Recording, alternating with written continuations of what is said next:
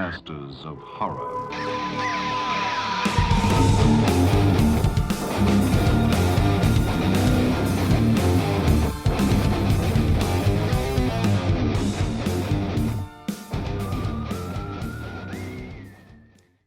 Welcome to the Scariest Things Podcast, your gateway to the trends and tropes of the horror genre. This is Spooky Time, episode 25.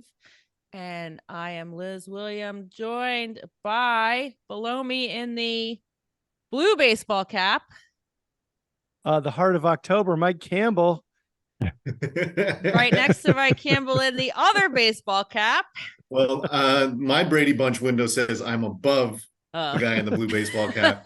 This is Eric Lee. And the man screaming for help from the bloody room. Help me, I'm Robert Zilbauer. For anybody not watching, that's Robert's backdrop. We're not just leaving him screaming for help while we record. All right. We've got the gangs all here tonight for episode 25, but I'm going to kick it off with a quick recap of Fantastic Fest. It has been a little over a week since I have been back, and not only did I get to see a couple good movies, I finally got COVID. Thank you, Fantastic Fest. I made it through like 4 international trips, 2 other trips to Texas, and you guys are the ones that took me down. But it was worth it. It was Greg a lot Abbott. of fun. I'm blaming the Toxic Avenger. Yes. So unfortunately, I was not in Austin in time to see that film, but I did get to see a handful of other great ones you can read about on our website. I caught a little ode to the video store called The Last Video Store that was a lot of fun.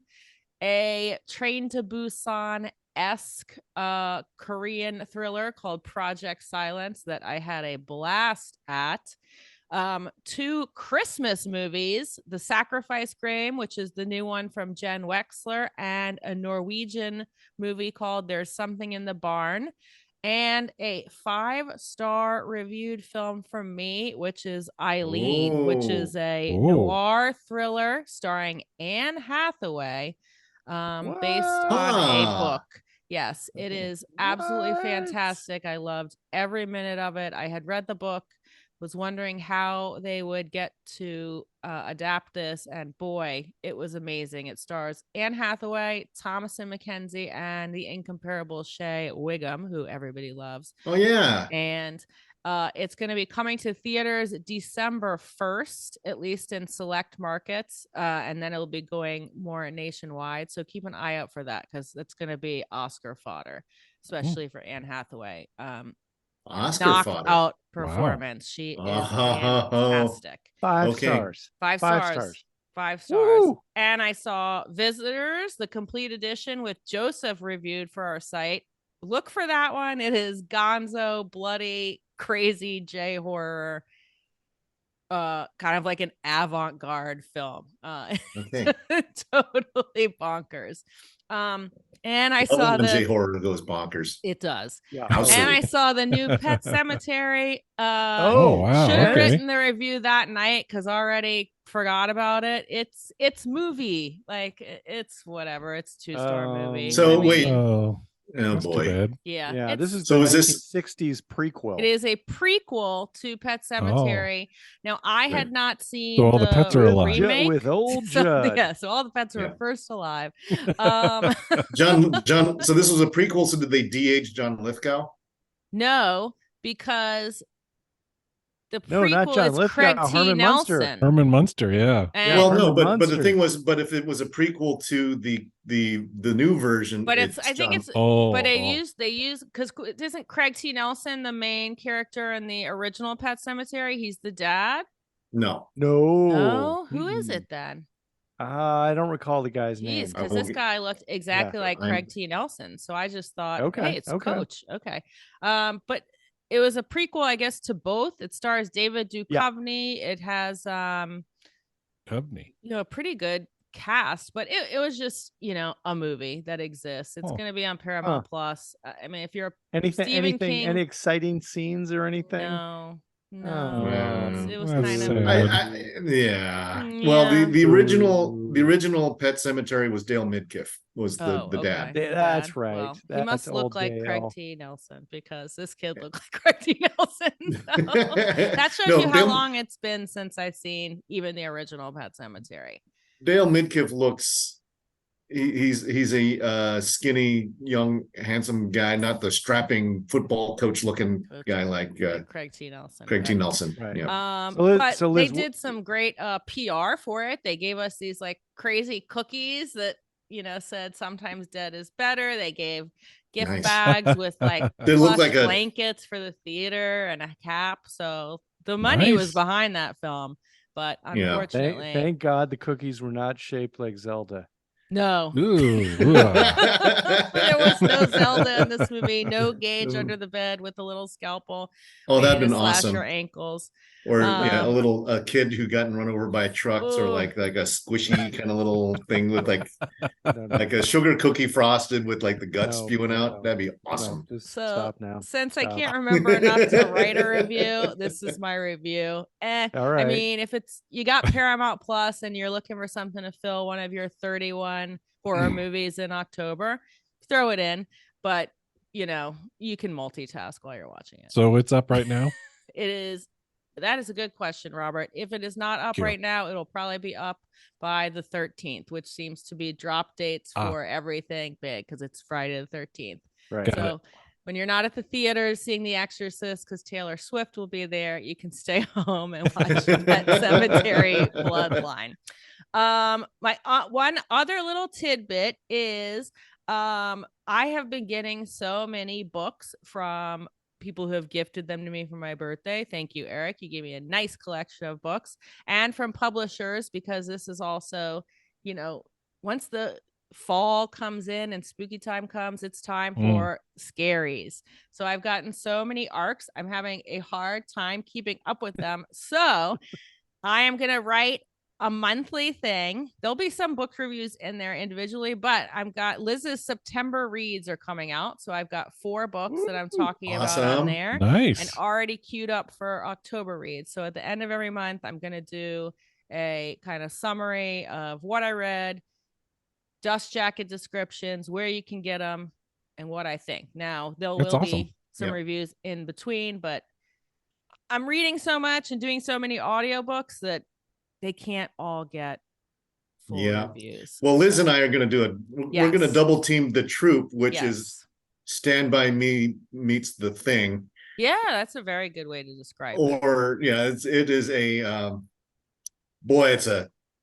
it's body horror. It's gory. It's very Cronenberg. Very, it's Parasites. That's been out since this is it's an audiobook. This is an audiobook that we're both listening audiobook. to. Gotcha. Okay. It's by Nick Cutter. It was published, I believe, in 2014. And Eric and I will talk probably on the next spooky time about our thoughts. Yeah, I'm about 2/3 done. That sounds cool. And I'm done. It's Robert, this is right up your alley. It's definitely really boys. like this. It's a boys book. It very much feels, but I think we'll talk about it when we talk about it. But it's a great audiobook, and it's hard. It makes me nervous. I mean, every time I worry like crazy about the kids. Yes. Although after a while you start not caring about a couple of the kids, but that's true. They do. I think that happens with real children also.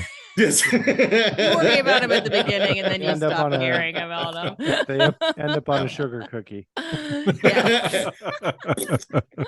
All right, that's Liz, it for me. Liz, before we leave Fantastic Fest, where do you give it? Like, what do you? Dude, the good, people bad, and were different. Oh, definitely good. If you get a chance to go, I would totally go. I wish I could have stayed longer, but the real job made me go back. They are not just fans; they are fanatics. But everybody was really nice and had a great time. How much are the tickets?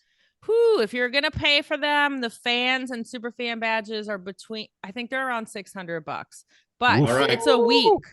It's a week, and it is non-stop films. I mean, they start at like 11:30 in the morning, and the last showings are like 11:30 at night. So that's the way to do you it. could be there the whole time. I am not a night owl, so I did 2 11:30 p.m. Atta girl. That is it. That is it. Yeah. My clock was messed up for like 4 days after that. Like, what I know how Overlook goes, and you know, by when the Sunday rolls around, it's like, okay, are we gonna catch any of these comeback you know, second chance? It's like, I don't know. Hard. I'm really tired. Let's go get some lunch. Festing is hard. Sitting in a theater nonstop is hard. But all right, speaking of books, this is a book that you should read. I'm going to take it out of the light here. This is a book called Did You Hear What Eddie Gein Done? This is a Dark Horse book. Eric and I were just recently at the Rose City Comic Con. I wandered over by the Dark Horse booth and had a quick conversation with Eric Powell. Incredible illustrator. This is an amazing deep dive into the Ed Gein story. If you don't know it, it is a fascinating one, and it is truly the foundation for the Texas Chainsaw Massacre. This, of course, takes place in Wisconsin, has nothing to do with Texas. In fact, the whole conceit behind the Texas Chainsaw Massacre was a very, very false one.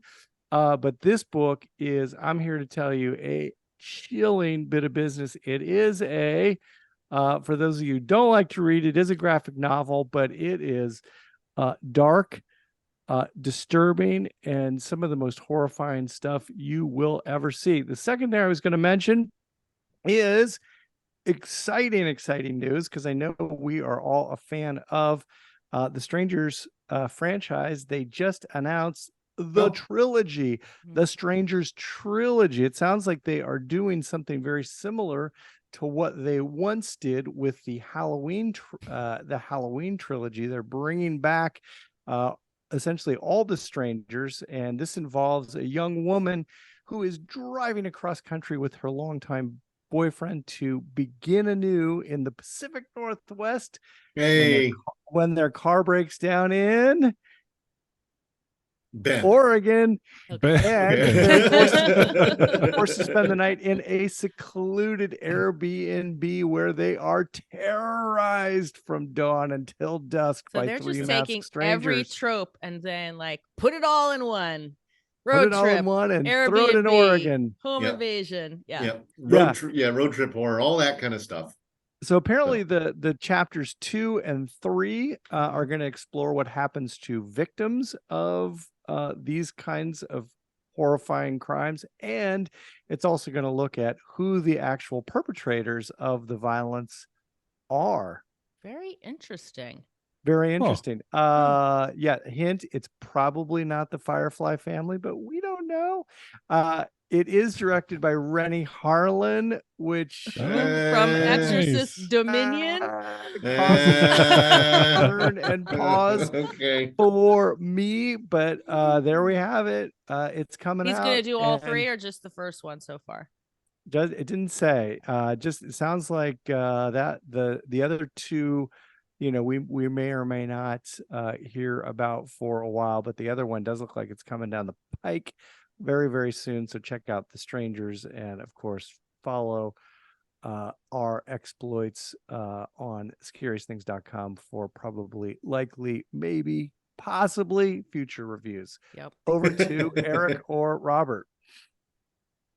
Okay, well, we've got a big horror weekend coming up, because first off, one of the major films that has been anticipated is being released. That is The Exorcist Believer. And advanced, I did not get an advanced screening. There may be a reason for that. The Metacritic score right now is 41. The reviews that I have been reading, just the headlines, say it's god awful. So like one of the best I'll reviews, see it anyway, I don't care. Believe it or not, is from the Washington Post, which gives it a 63 rating. It says, if The Exorcist Believer is about devotion to spiritual or at least cinematic faith, Its failure to live up to the power of the first film, which made zealots even out of the most cynical moviegoers, borders on sacrilege. That's a good review. Okay. Let me tell you what IndieWire said, because I had to send this headline to Mike. And it says, The Exorcist Believer Review. Ellen Bernstein returns to the iconic horror franchise for a hellishly bad legacy sequel. And it says, the greatest trick the devil ever pulled was convincing us that a 2023 legacy sequel to The Exorcist might actually make good on its potential. Yeah. So the LA Times, Katie Walsh gives it a 50. So this is the mid grade. That's 50 to 60 is what I would expect. And her review says, The Exorcist Believer is an exhausting affair, an unrelenting film that attempts to cover up its lack of shock and suspense with a kind of cinematic bludgeoning, a battering delivered via smash cuts, jump scares, overlapping sound design, and chaotic camera work. So Terrifier, and that's a 50 review. Here's my only hope is that the LA Times and the Washington Post probably, I'm going to go out on a limb here, fundamentally hate horror movies. Yeah, so maybe bump that 50. I haven't heard an actual like person. 10 or 15. Yeah. It's all been, news outlets. So I don't know anybody that's seen it yet. I was surprised it was not one of the secret screeners at Fantastic Fest. Saw 10 was, but Exorcist was not. So there also could be a reason for that. But hey, Pet Sematary was. So yeah. And then if you're going to some of the lower rated ones, I mean, if those are your friends, just wait for these. Like the Chicago Sun-Times Richard Roper, famous reviewer. Nearly 50 years after William Friedkin's The Exorcist elevated the horror genre to Oscar-level greatness and produced chills and thrills that resonate with us to this day, the direct sequel, The Exorcist Believer, is a tasteless, tacky, uninspired, just plain lousy knockoff. Can it be worse than The Heretic, though? We will find out soon. I don't know. I don't know. So, anyways, but I have a feeling that The Heretic is not the worst of the franchise at all. Wait, I think maybe not now. This one. I disagree. This one, if this one knocks The Heretic off the worst one, then oh my God, this is good. This is really, really awful. Dominion and Rennie Harlan, those are better far and away the worst. We will fight it out on an episode of fighting words. Fortunately, that's not all I have to look forward to this weekend, because tomorrow, and this is probably going to come later. It depends on when we get this posted. But HP Lovecraft Film Festival, our favorite friends Gwen and Brian, and their biggest showcase is that we've got actually 9 feature films. They've added a bunch of feature films since, and so they're playing in 3 theaters at the Hollywood. The biggest one, the showcase event, is Suitable Flesh with Barbara Crampton and Heather Graham. Yeah. And that is, cosmic. Of course, it's H.P. Lovecraft. It's cosmic horror. They say it's kind of sexy, sleazy. Hey, that I'm down for that. Suitable Flesh, directed by Joe Lynch. So that is the opening showcase piece. There's also this there's a film that I saw called The Barge People by a guy named Charlie Steeds. It's kind of trashy. It's kind of like England's version of Trauma. They do this little film company that keeps on. There's like one guy and he keeps on doing movies after movies, and they get from kind of rubbery, not as good as they should be, slasher, like mutant barge people coming out of the canals in England and attacking people in barges. And then a couple of years ago, they came out with a film that was about an Antarctic kind of At the Mountains of Madness movie. And it tried hard. I was like, okay, Charlie Steeds, you're getting better. It looks good. The acting is good, but there's more than 8 guys on a clipper ship. it's you need a bigger cast. They're showing both of those didn't have films? a bigger boat. No, he's coming out with his next movie, and it's called Gods of the Deep. Okay. I was like, so this is okay. a Charlie Steeds movie. It features a lot of his favorite players. And what's I've got it a called soft again? spot for this guy. It's Gods of the Deep, and Gods this of the is Deep. Okay. it's a deep sea submarine mystery. They find Moulier, I think. So Okay. for those, if no, you know, Yeah. he's definitely going into the Lovecraftian stew. So this is I'm really looking forward to that. Not expecting a whole lot. I'm hoping for that it's fun. Gwen says it's really funny, intentionally funny, and that the crowds have been really eating it up. So I'm optimistic. Oh, cool. Nice. And I know that they're like some of their special guests is Rebecca McKendry, who did one of my favorites from last year, Glorious. They're going to do a showing of Glorious with Rebecca McKendry doing a Q&A. To see on the big That'll screen. be cool. I'm down for that. I love Glorious and too. Clay McLeod Chaplin's gonna be there. That's right. That's right. I am in the middle of his newest book, Some Kind of Mother. Stay tuned for news on that. So the Gods of the Deep is a world premiere. They've got a movie called The Veil, which is a world premiere. Redemption gives way to a reckoning when a reclusive retired priest shelters a young Amish runaway in crisis, only to reveal a mystery that ties her to a terrifying encounter from his youth.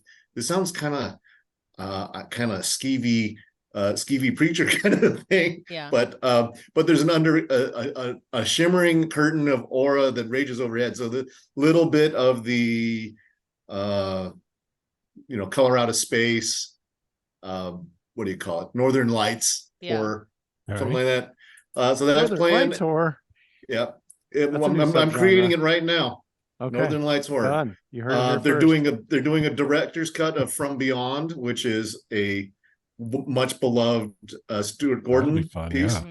Yeah. And they're doing something called Frogman, which also was playing at was at Popcorn Frights, and this thing is purportedly it's pretty yucky looking. Yeah, it looks gross. But it's a found footage documentary cryptid guy who's turning into a frog or something like that. So buzz coming out of Popcorn Frights was pretty strong. Anyways, so that's what my weekend's looking like. I think Mike's going to be in for part of it when he can break away. Yes, indeed. Fortunately, no Ducks football this weekend, so I can just sit in the theater. I'm sure Gwen and Brian planned it that way. A lot of yes, that's right. Thank you, because the following week the Ducks play Washington, and I just like, sorry, Gwen and Brian, Ducks versus Huskies takes priority, but I am and as usual for those of everybody who's within sort of a 50-mile radius who's a horror fan in the Portland area knows about Lovecraft Film Festival. Yep. It's got the best vetted short films out there. I can't wait because I think I've seen a bunch of really good ones, but I'm not going to declare best of the year until I've gotten through this batch. So that's coming up, and hope to see some of you there. And if you missed this one, or if you live in Mississippi or Alabama or Georgia, they're going to be Gulf Coast. They'll be down here in Mobile, Alabama, the first weekend of November. In a really cool looking theater. Yeah. It's a Sanger Theater. Yeah. Mobile. We have one here too. Same program or totally different? It's going to be a little bit of smaller festival. Gwen had said it's going to be more of like a convention than a film festival, but they are going to have films and guests, but more panels and things like that. If you go to their website, they will show you the schedule of the screenings for the films. Slightly different makeup of stuff. They also did one that's already gone, that they've already done in Providence. So it's going Providence, Portland, Mobile. And that website is hplfilmfestival.com. So even if you can't make it to one, sign up. They always do stuff that you can stream at home, and keep getting the newsletters and find out what's going on with them. Cosmic horror. Ooh. Robert, what you got? Well, I'm actually terribly excited about this one. So We've got what I like to call a pretty small but still official spooky time Kickstarter roundup. All right. So the first one is for a production company called Amicus Productions. Okay. Oh, yeah, I know that. Way back in the day with like the Hammer production people and all that kind of stuff. And they went under with all the rest of them in the 70s. But they are starting it up again. They're trying to make it an actual studio now. They're putting out their first film in 46 years. Woo! Wow. It's gonna be a horror anthology with 4 stories. 1 story, Cool Air by H.P. Lovecraft. Okay. Couple of stories by Ambrose Bierce, and a story by E.F. Benson, who I'm actually not familiar with, but and in this Kickstarter, if you look for Amicus Productions, it's still going. I think they're getting pretty close to their goal now, but they're actually looking to secure themselves a building to put their studio in. They want to buy this abandoned church and fix it up to make movies in. So they're aiming for that whole like gothic horror, old style practical effects, that kind of thing, to get back to it. So I'm 100% behind that. Yeah. Heck yeah. Because I backed that one. So that was because like is Hammer. I think Hammer exists in some form now, doesn't it? Correct. I don't know. I know they went away. Yes, they were gone for a long time, but but recently I think they've come out with something. It's kind of been propped up by Shudder or some, that there's, but I don't know how much, what the lineage is with the new Hammer compared with, old Hammer. Yeah, I don't know. This one, they're actually working with the sons of the original founder to put this all together. So yeah, kind of cool. And then the second thing we've got is even more exciting. Because it's Deathgasm 2. I saw that. Yeah, I saw that's coming out. Oh my God. So they are looking at, I think they're about a third of the way through. They got 18 days to go. Third of the way through their what they want. They've promised it's going to be, even more over the top. More dildos, lots more gore. It's a gory movie to begin with. It is. So, it is. But it's playful gory. It's a lot of fun. I gotta back this. Hang on. I love the first one, and this one they're bringing back a lot of the same people. They just announced that, and I'm not familiar with the band, so you metal people maybe can help out with this. But Matt Hafey from Trivium, I've heard of band them. name, is going to be doing the score for the movie. Okay. So he's going to be doing all that. That was a big announcement they made today. But yes, Deathgasm 2. I'm totally going to back this. Thank you for that one. They're going to get my money. Heck yeah. Heck yeah. Yeah. Oh, and you can do this very inexpensively. You can get like a digital copy and a thank you for $25. Yeah. There you go. Hey, do it. Yeah, was the first Deathgasm a Kickstarter project? That's a good question. I don't know. I didn't think it was, but it was also a lot cheaper than this one. This is going to be like twice as expensive as that one was. Yeah. But it comes with you would think they could the heritage now. I think that real money. Yeah. You figure so, or and I think the New Zealand Film Federation actually backs their little independent horror films pretty well. True. Sort of like the Aussies do, right? Well, please back this one.